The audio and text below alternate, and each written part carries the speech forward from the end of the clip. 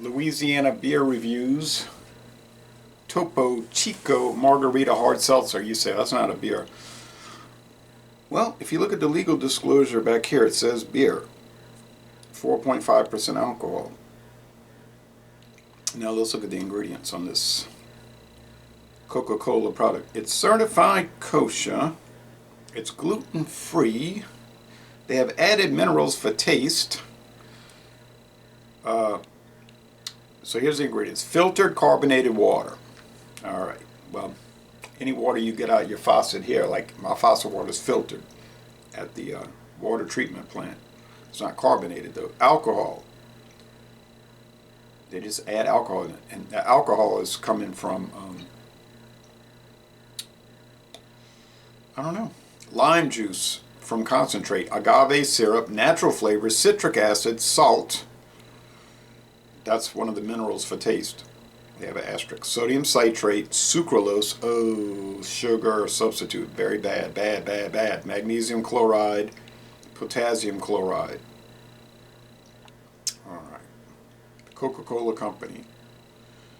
Topo Chico is a registered trademark of the Coca-Cola Company. Contains 2% juice. That's that agave syrup, I guess, would be considered the juice. 100 calories. So, got a date on the can, guys. Best by date, at least. Look. It's not a malt beverage,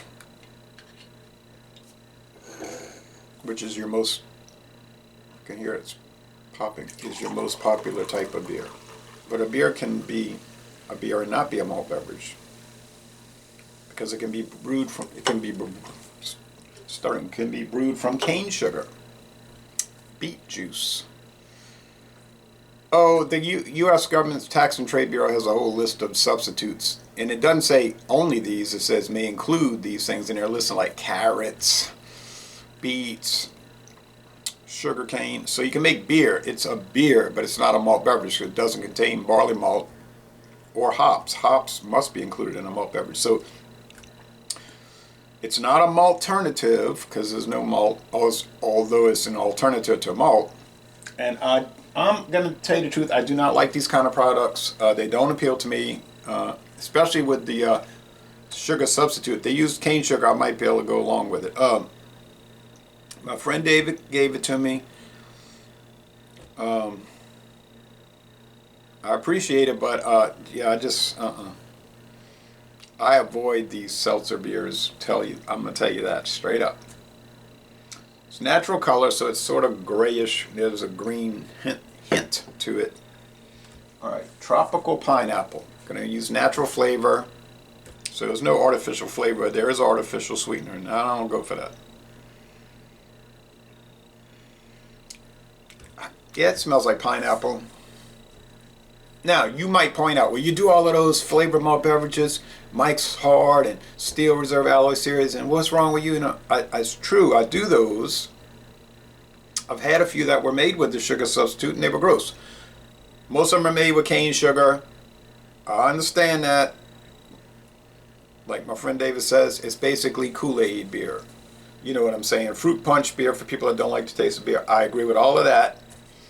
But they are more appealing to me than these things, okay? But that being said, I'm going to give this an honest review. I've been watching some videos for it. People are generally favorable towards it so far. Much more than I was with the original, the margarita version. I think it's called Signature Margarita, something like that. I've never had Topo Chico's mineral water, that old brand. But I don't drink mineral water. Okay,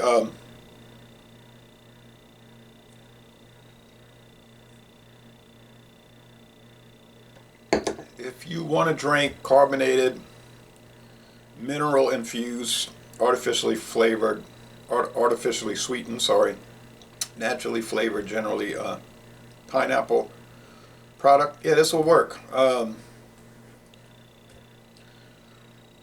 It's 100 calories. But look, you can get Miller Lite, it's 95 calories.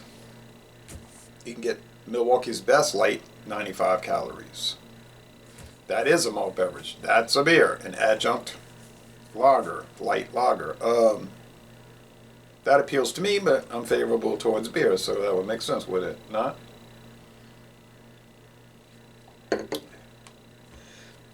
It's okay. I see people drinking these. I see people buying these. I go to a lot of sporting events. I go to a lot of sporting events. I see people drinking these kind of things all the time. Used to be White Claw was real popular. Still see people drinking that, but that's faded, and now in popularity, and now that's been, now you see people drinking High Noon everywhere. High Noon, High Noon. I think Molson Coors makes that, but I could be wrong. That's very popular. Okay. And if they enjoy drinking it, nothing wrong with it. You have a good time drinking that.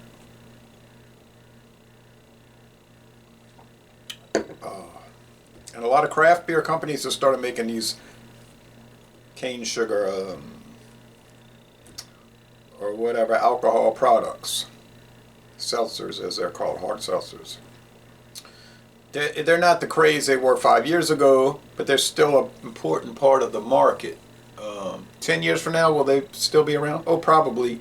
Might be a little niche part of the store. The ciders are, you know, they have their following. The hard ciders. The stores still insist on putting Red's Apple Ale in the Red's Hard Apple in the cider section. And even though the company said, please do not put us in the cider section, put us in the beer section, the stores won't. They're not going to do that. Okay.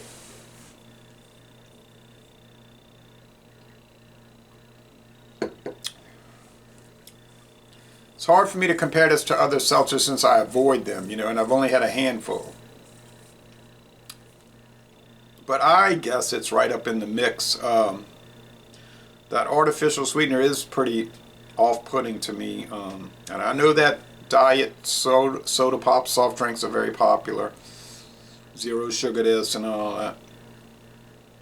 And now they got the zero sugar Mike's Hard and all of those malt beverages, which probably using sucralose or some kind of sugar substitute. I won't touch them. You know, I won't buy them. Medium body here.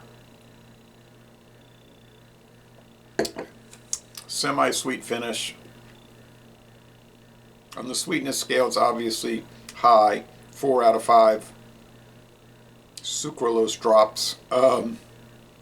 0 out of 5 bitterness. There's no bitterness whatsoever. They're not designed for that. Tartness, yeah, they got the sodium citrate that's added for tartness. So you see that in a lot of those flavor malt beverages also. Apparently a harmless food chemical.